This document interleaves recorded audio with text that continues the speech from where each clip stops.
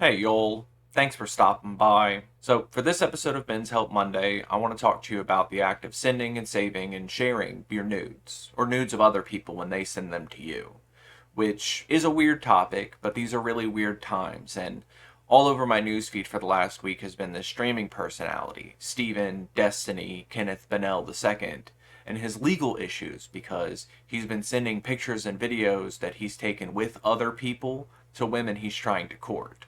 Or in one instance in particular, it seems taking videos of people without their consent. Now, this video won't be covering his legal issues and that side of things. I'm sure you can find stuff about that, but this is about you and what you do if you want to send these pictures to somebody or if you receive pictures from somebody. And I want to start off by saying there's nothing wrong with you if you want to do that. There are people who are going to tell you that this is immoral or that it's sin or that you should only do this with people you really care about so you can really trust them. And I would only agree with the last part.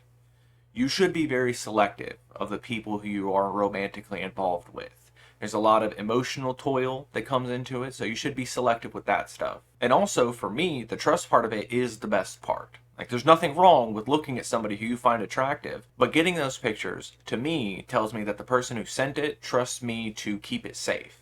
That I'm not going to share it with other people, that I'm not going to post it online for people to ridicule, or that I'm going to take care of it for it to not get leaked out without my knowledge. These are all things that I'm sure you are considering when you're sending these types of materials out to people that you know. Now, when I was younger, it was a lot easier to keep this sort of stuff safe because there wasn't this big push to put everything onto cloud devices. The number one rule that I would tell you if someone sends you these pictures and you want to save them is do not put them on anything that is connected to the internet. Find yourself a thumb drive, find yourself an SD card, something like that. Put them onto that device, take it off of your computer, put it in a shoebox somewhere. Probably an easier way to do this would be to only take physical pictures. Some of y'all just need to invest in a Polaroid camera to keep all of this stuff really off the internet. But I understand that long distance relationships are a thing, and it's not always feasible for you to take physical materials.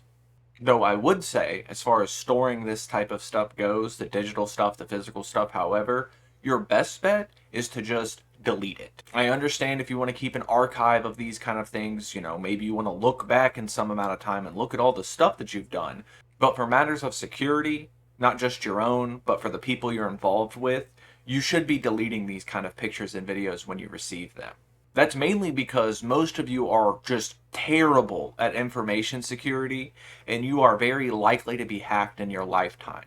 Some of you can't help but clicking on random links. Most of you use the same password for every single device. Most of you have no idea what two-factor authentication is. So your best bet is to just not save this stuff at all. And if I can level with you, the women you're involved with probably don't think you have this big file folder of the pictures and videos of the days of yore. And if they ever found out about that stuff, you're probably getting broken up with. Because that's really weird of you to do, to keep videos and pictures and sensitive materials of your romantic partners that you're no longer involved with. At least I think it is. Some people have this weird idea of ownership of these pictures and videos. It's been sent to me, so it's mine now. And I'm sure legally you might have a case with that, but just ethically, morally, on a social level, you probably shouldn't be keeping this stuff, especially if you're no longer involved with this person on a social level.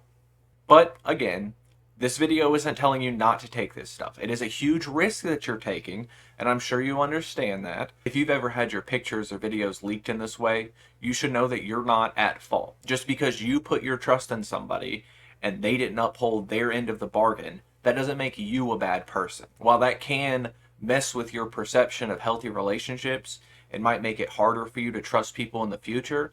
I just hope that you're still able to trust people and be friends with other people. Yes, there are really bad folks out there. Yes, there are people who are going to take advantage of you and who are going to use this sort of material that you send them to their advantage. Maybe they're going to blackmail you with it. Maybe they're going to hold it over your head one way or another. And that's why I say you should be careful about who you're sending this stuff to. But I can't stress enough that you're not at fault for being tricked by somebody. But I know this is a weird topic, so I just appreciate you taking the time to listen to it. And if there's any main takeaway, all I can really ask for you is to be safe out there. Take care of the people who you're close with and take care of your precious and sensitive materials. But until the next time you send that risky text and you get that risky picture back, just try to have a good day.